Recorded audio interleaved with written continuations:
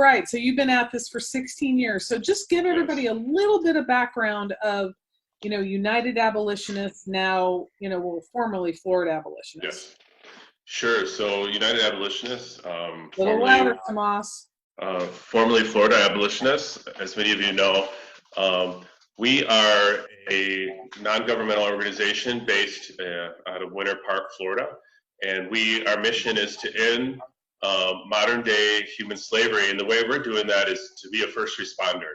And so way back in those early days, 16 years ago, when I started building that relationship, first it was with the FBI, with their Innocence Lost initiative, and the different agents that were one of those solely only law enforcement agencies investigating this crime, along with Homeland Security.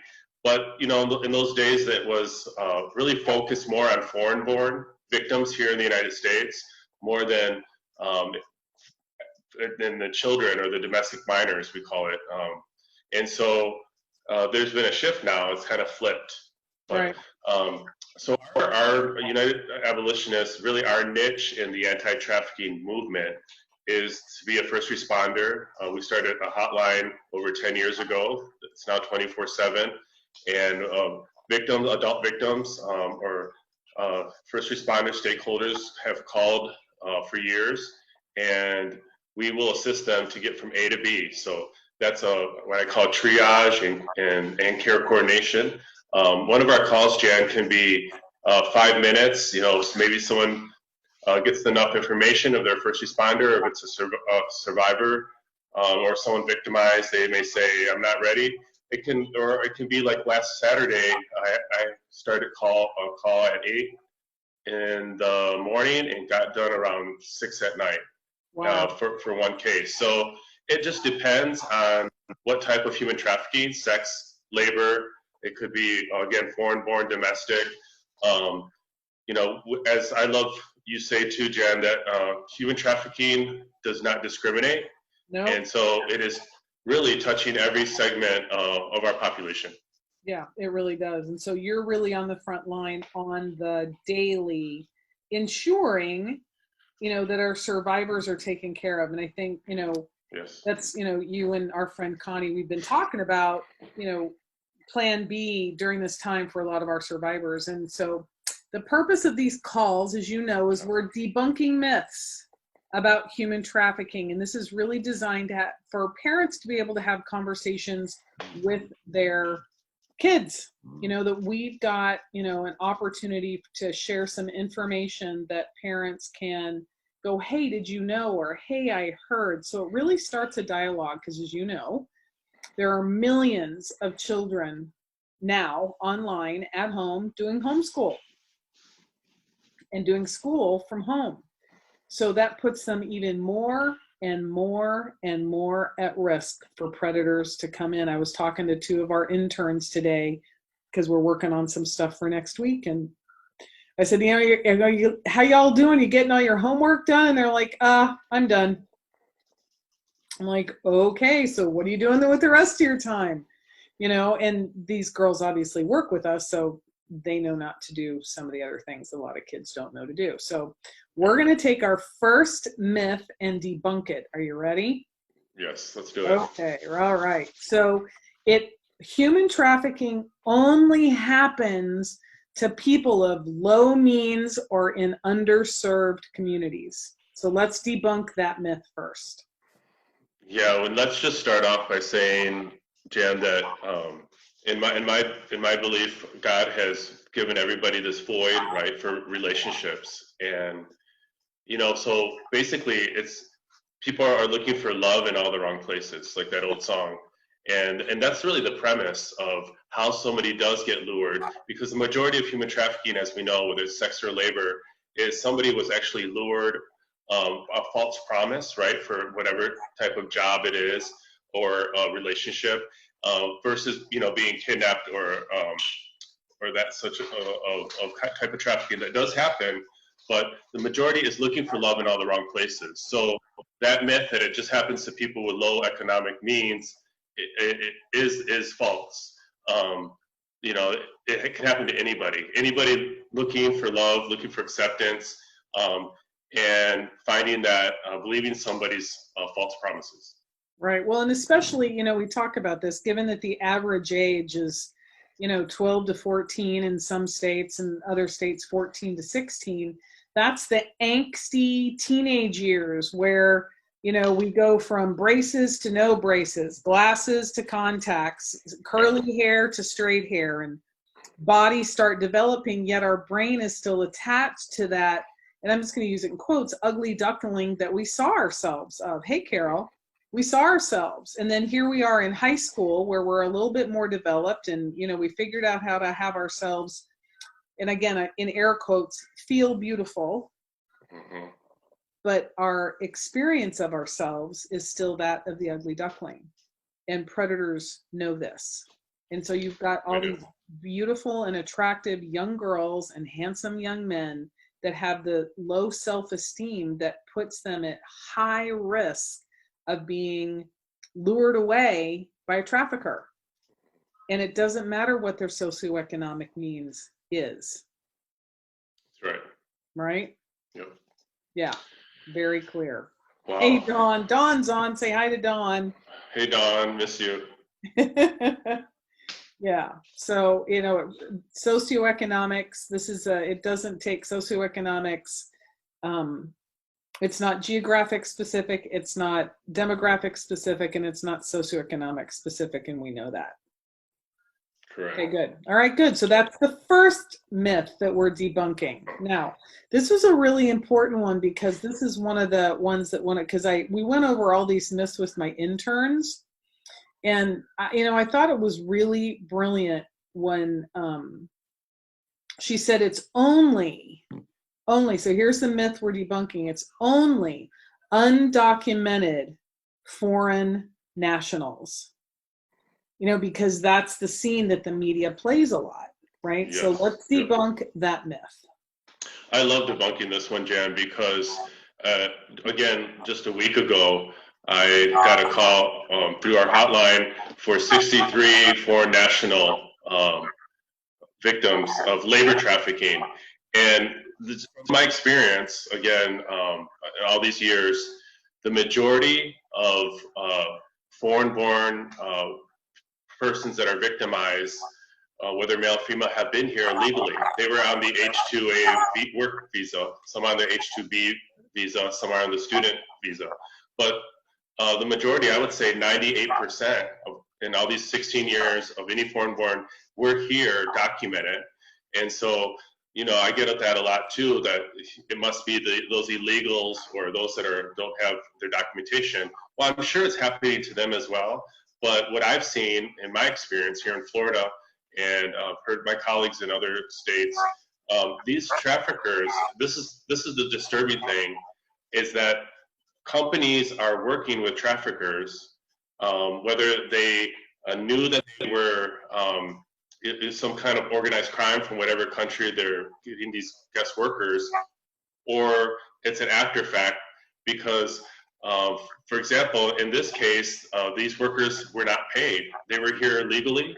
Now they're being, because of the virus and the economic turndown, they're saying we have no work for you, go home, with no paycheck. They don't know if they're going to get a paycheck when they're in their country of origin. And so we had to get about literally 10 agencies involved last week in this one case, and make that company accountable. And so this whole notion of it's just the undocumented or illegals, in my experience, it's not. So.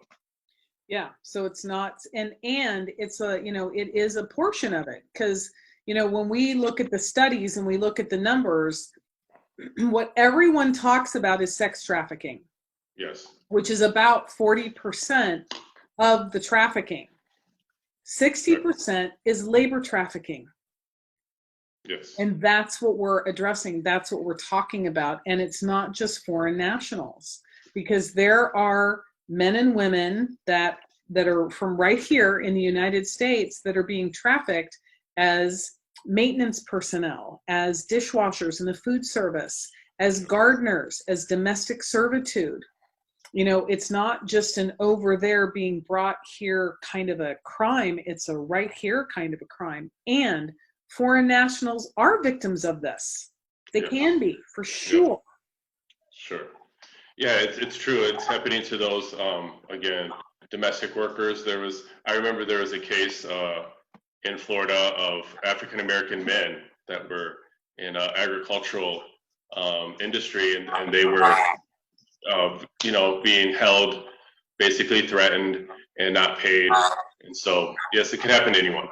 Yeah, it really can. And especially, during this interesting economic time frame. Some people will be getting checks of $1,200, some a little bit more, some a little bit less. And economic duress causes people to do things they would not normally do. That's correct. Yeah, that's the thing is, I love that you're shining a light on for students at home and to parents or guardians of the recruitment, now listen to this, friends, please pay attention to what Jan is saying and others. There's going to be a major recruitment and grooming right now in these next few months. Yep. Now, what's going to happen when the ban lifts, right, and we go back to our regular lives, even though that's going to look the same, but, just whatever normalization is going to look like. Well, guess what? All of these youth have been groomed. Now they're going to go start meeting that boyfriend, suppose, or that false promise or whatever. And so just in that same way, I would love for you to have maybe some knowledge and then passion about labor trafficking. So many workers are going to be exploited during this time, and people are going to be brought, people are desperate right now. They're vulnerable. And the vulnerability is a commonality in human trafficking, whether it's sex or labor. Yeah, what, you bring up a really good point, Tomas. It's the vulnerability. And right now, this is, what, you can feel it in the air. Even if you have plenty of food, plenty of toilet paper, Yep. Family members around you that love you, there's this energy that has people afraid, that has people nervous, that has people anxious. And predators know this, and they're going to try and comfort them. They're going to try and provide them some kind of assurance that they're going to be okay. Even though their parents might be saying that, or their best friends might be saying that. It's really, this is the time when our kids are going to be groomed. And that's why, at Paving the Way and me, y'all know what my passion is. It's just not okay with me. We work with survivors. We have survivors that are friends, and we know what they deal with on the daily. And I don't want anybody to have to deal with that. Horrible. Yeah. I don't know if anybody of y'all, if everyone has seen I Am Jane Doe. It's a documentary about shutting down Backpage. And it's on Netflix right now. So if y'all have Netflix, you can see it. It's eye-opening to how quickly and how rapidly these children are groomed and recruited and snatched right up. And I was thinking about this last night, and Tomas, before we get to our final myth for us to debunk, is, we've all been in, quote, quote, lockdown, stay-at-home orders for almost 2 weeks. Why are there still children going missing?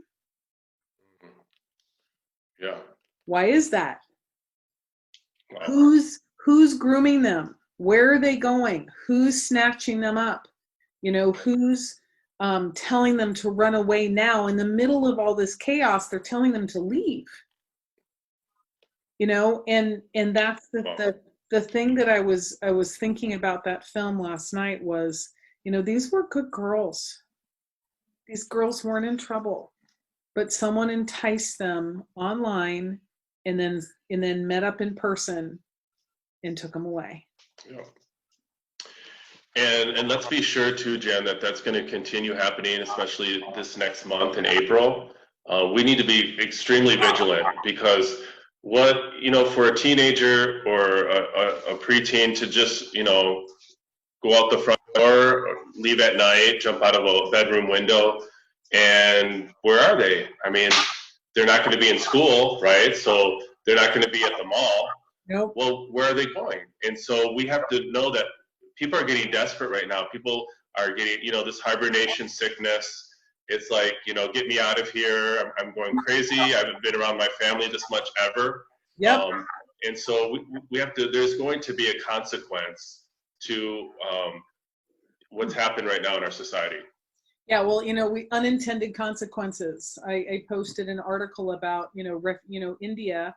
All these people, they work far, far away from their villages. And because everybody's now at the stay in place there too, they all had to walk back to their villages with, sacks on their backs and hardly any kind of anything with them. And they don't have really any food. Now, I don't know what India's economic, environment looks like, but I'm pretty sure they're not going to cut a check for the several billion people that live in India.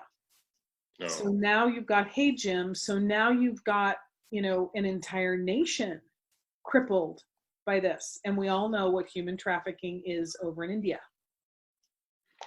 Oh yeah, so it's going to get, I believe it's going to increase worldwide at this time, and the backlash too, Jan, of unintended consequence. So what are governments? A lot of governments going to cut first what they were maybe supporting, funding grants. Well, a lot of times social services go first. Those type of services, and so we can see that it's going to really affect even law enforcement being maybe was switched to another duty right now. Could be even security versus the human trafficking investigation. So it's just the ripple effect is just kind of unprecedented. Yeah, it's far and wide reaching for sure. Okay, our last and final myth that we're going to debunk.